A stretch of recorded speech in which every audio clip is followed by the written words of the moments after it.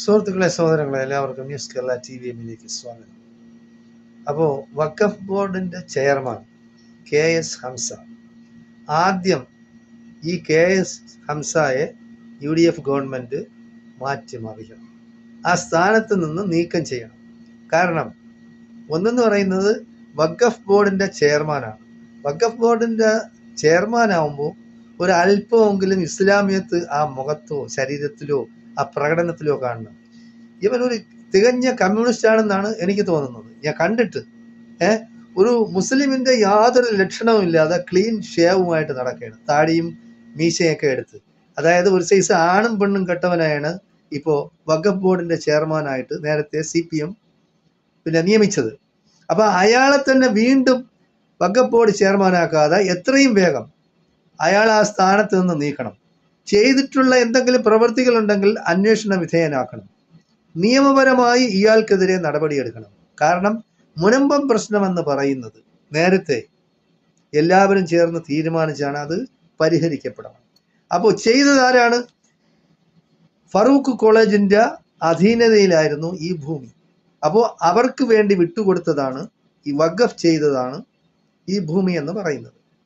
അപ്പോൾ അതിൻ്റെ നടത്തിപ്പുകാരനായിരുന്നത്, അതായത് ഫറൂഖ് കോളേജിൻ്റെ കാര്യങ്ങളെല്ലാം നോക്കി നടത്തിയിരുന്ന ഒരു പോൾ, അയാൾ ആണ് ഇതുമായിട്ട് ബന്ധപ്പെട്ട് ഈ സ്ഥലം വിറ്റത്. അപ്പോൾ ജനങ്ങളെ തെറ്റിദ്ധരിപ്പിച്ച് ഇയാൾ ക്രയവിക്രയം ചെയ്തത് അന്വേഷണ വിധേയനാക്കണം.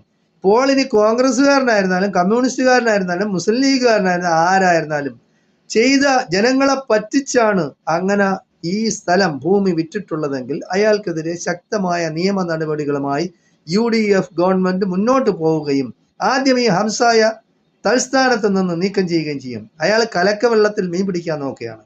ഇപ്പം BJP-ക്കാരും RSS-കാരും ക്രിസംഗികളും സംഘികളും എല്ലാം കൂടെ നേരത്തെ എന്തെല്ലാമോ പ്രശ്നങ്ങളാണ്. ഇലക്ഷന് മുമ്പാണ് യുവമാർ കുഴപ്പമുണ്ടാക്കുന്നത്. കാരണം UDF-ന് ആരും വോട്ട് ചെയ്യാതിരിക്കാൻ വേണ്ടി ആണ് ഈ പരിപാടികളെല്ലാം നേരത്തെ നടത്തിയത്. പക്ഷേ അതെല്ലാം ചീറ്റിപ്പോയി. കാരണം ഇലക്ഷൻ സമയമായിരുന്ന സമയത്തായിരുന്നു ഇങ്ങനെ ഒരു പ്രശ്നം എടുത്ത് പുറത്തിട്ടത്.